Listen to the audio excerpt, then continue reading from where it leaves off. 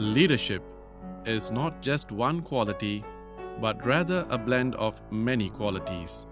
And while no one individual possesses all of the talents that are needed for leadership, each man can develop a combination that can make him a leader.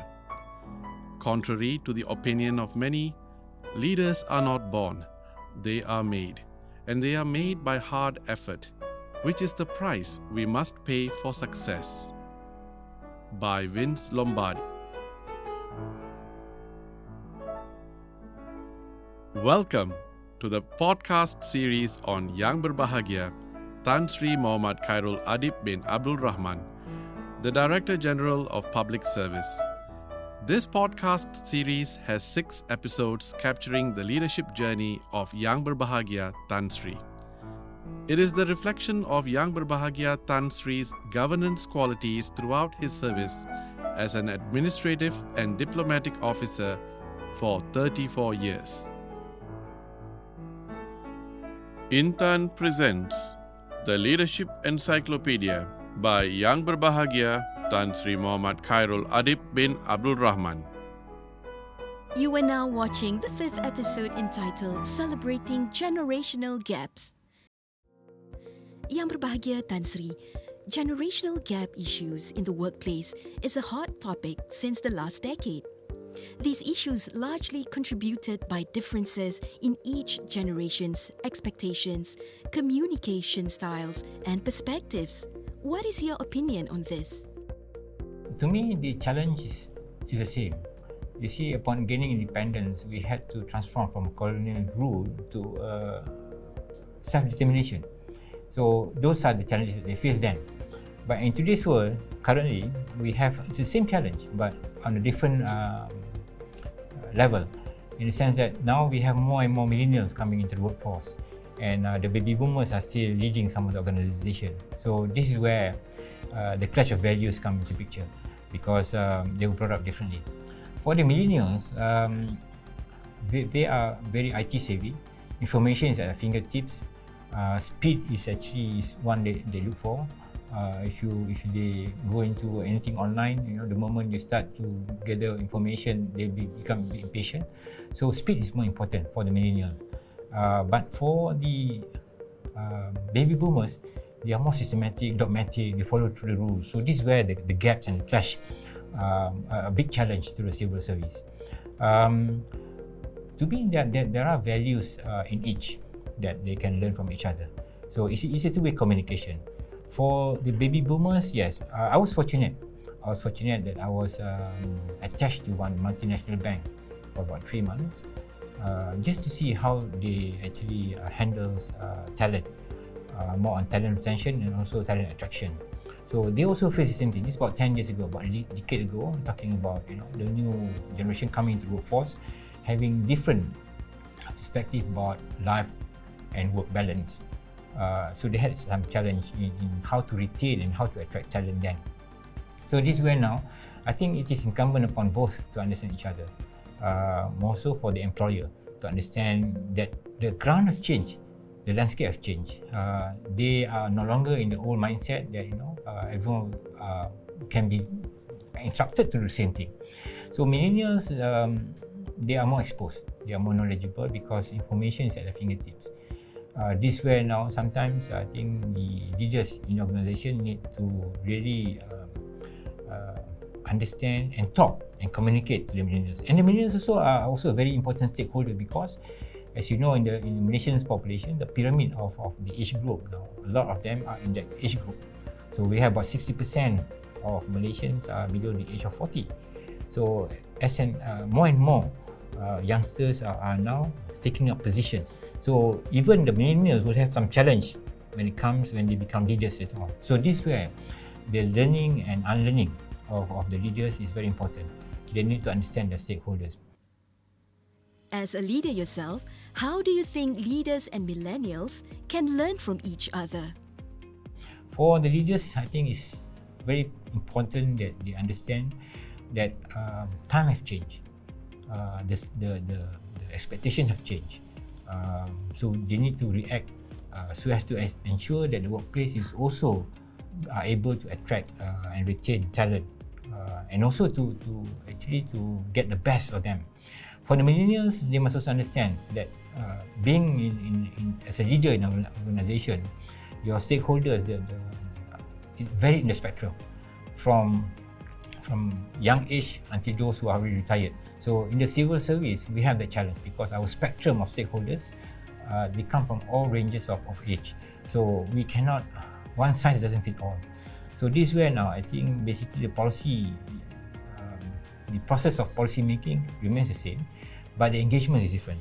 Right now we have, we use social media, we use online instruments to gauge the acceptance of the public. This is absent during the old days. In the old days, leaders know best. That's what they are very autocratic and very dogmatic in what they do. The youngsters nowadays are a bit different. They are well exposed. They are more savvy, IT savvy in that sense. So they do things differently. But one thing that differentiates between the old and new now is that the expectation of speed. I think globally even, COVID-19 have actually emphasizes more on that. If you see now, people are doing almost everything online. Whereas in the old days, personal touch, physical contact are also very important to them then. But now, I think it's much more service delivery. So I foresee moving forward, as we get into more and more into IR 4.0, the challenge of service delivery as against those who deliver the service must be taken into cognizance, in the sense that service must not be disrupted, but the person who delivers the service are of a different generation gap. Seeing that there are many millennials already in the public service, how do you think public service can benefit from this new generation? This way now, I think the current leaders need to leverage on the strength of the millennials. The millennials, they are living in the world in a borderless world. We now have youngsters who play their games with opponents opposite the other side of the globe. So they have no borders in their friendship. They have no personal attachment to anyone. It is those who are into their realms of life that they care for. So this way, I think the current leaders must leverage on the current millennials, because why? These are the transition that we have, moving towards a full digital and actually IT or wireless world. So the current leaders now need to understand that their stakeholders are changing. And the new millennials coming into the workforce are the face of the new stakeholders, new client. And that's why now things that we have been doing before this successfully need not work anymore. They must change, they must evolve, they must be current with time. And the millennials this is the strength, the asset that the organization have, that they should leverage on, that they should learn and study, because they know what the stakeholders want. Because as I mentioned just now, in the pyramid of our society now, a big chunk of the populations are from the age group. So we are serving them and they know what they want. And so the millennials that we have in our organization, we should be leveraging, we should be exploiting them to the maximum to understand better people who we serve currently. So for the millennials, I think it's also important for them to learn from the leaders of yesteryears, if I may say so, the leaders from the other generation, in the sense that managing the spectrum of your stakeholders is different. Although the majority now are in the middle age group, from young to middle age, but there are still segments of society which is actually beyond their apprehension, but beyond their composition. You must also understand that even the challenge that we have in the country over here, that we have the rural and urban divide as well. So we are not only servicing those in the urban areas, but there are also rural areas. So there are still pockets of society that requires the old way of doing things, and there's still pockets of society that requires a new speed, a new way of delivering services. So in the public service, we must satisfy the needs of everyone.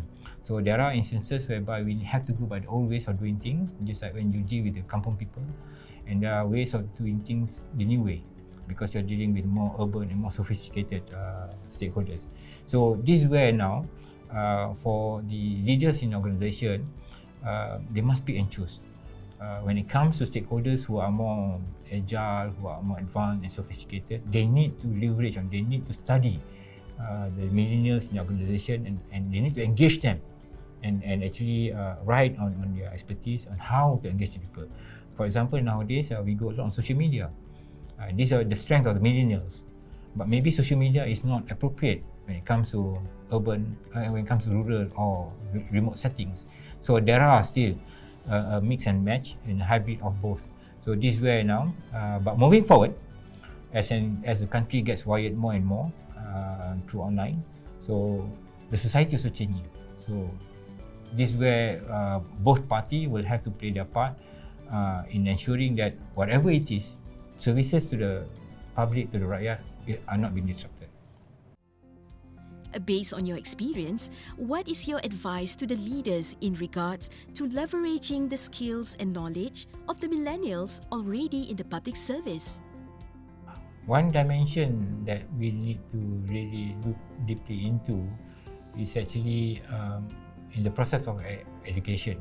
As you know, the older generation, they have physical classes and their interactions are physical. But the new millennials, they are borderless. So their education, how they learn, cut across cultures and cut across countries and civilization. So now, but one thing that is common throughout is the value system that the country trying to preserve. In Malaysia over here, in our school system, we have the Rukun Negara, we have the value sets that we have actually inculcate through our education system. Of course, while the challenges of services are wide-ranging, but I think the value set that we have, the true values, like take for example, truthfulness, integrity, trustworthiness, these are common values available throughout, and it doesn't change. So culture is one thing also. As you know, the old generations are very much dogmatic in their culture settings. The new millennials, they have no inhibitions because their perspective of world is different. So there are two things over here. One is actually it's on values, the other one is on culture. So this is where values-wise, good values are good values. It doesn't matter where you are, good values are good values. And I think we should subscribe to the good values that we have and continue to expand on them. But culture is one thing. This is where now the new millennials, as I mentioned just now, is that when it comes to service delivery, the culture of the society needs to be taken into consideration and how they can be more receptive. In the millennials, I think they are not so receptive on one-to-one or on public lectures and whatnot. They are more keen on having everything being written down and they just skim through. So how we learn from them or how they learn from us differs. So this is where I think moving forward, while the value system remains the same, and we hope that the culture are also the same, but how they receive it culturally is different. I know it's a bit difficult to understand this thing because having brought up in an old traditional way and having brought up in a new environment is very different, and how they absorb things into their mind. Maybe the baby boomers, they will have that physical interaction, they will have the observation, but in the new millennials, everything is at fingertips. They have all the smartphones, they have all the internet and whatnot, so they are more exposed. But in dispensing services, in the public service, this is where the strength of both, we need to exploit them to the fullest. Turning around, Yang Berbagi Tan Sri, what advice would you like to give to the millennials in the public service? So, in terms of values, I think one values that we can, that we should hold on tight to is actually the value of integrity. I've looked into various ills that plague our society now. I think one thing that can change us or can move us forward is that if everyone have their own integrity. Integrity here doesn't mean about talking about bribery and corruption. Integrity over here is about truthfulness to yourself. That you must hold on, that you must have a value that you hold on tight to. So if you have your own integrity, you do things properly. You know, if you are asked to come to office at 8 o'clock, you'll be self-disciplined. So this actually boils down to your own personal self. So if you ask me one value, which I think that cut across all, is integrity in all of us. Be it to your religion, be it to your work, to your family, I think integrity is one word that covers all of it. So for the millennials, if they can find one value that they should be holding on tight to, I think now with all the information that they have, they are looking forward for a better life. And if everyone of us practices integrity, inshallah, things will turn better. Thank you for tuning in to the 5th episode. Don't forget to continue watching the final episode entitled Public Service of the Future. So if you ask me whether what we have been doing is sufficient or not, it's never enough. I believe that leaders that we will have in the future will have to work smart also, because there's a limit to how much hard work that you can do.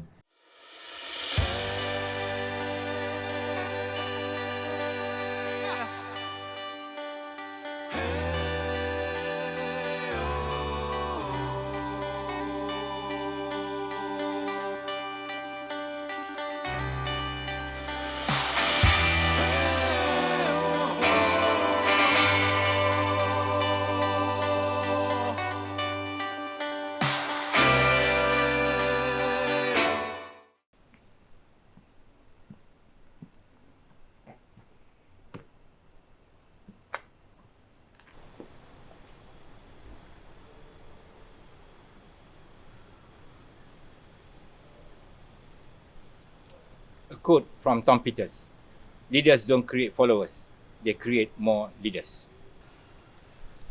And if I may add, leaders should be able to inspire people. They should be able to move people.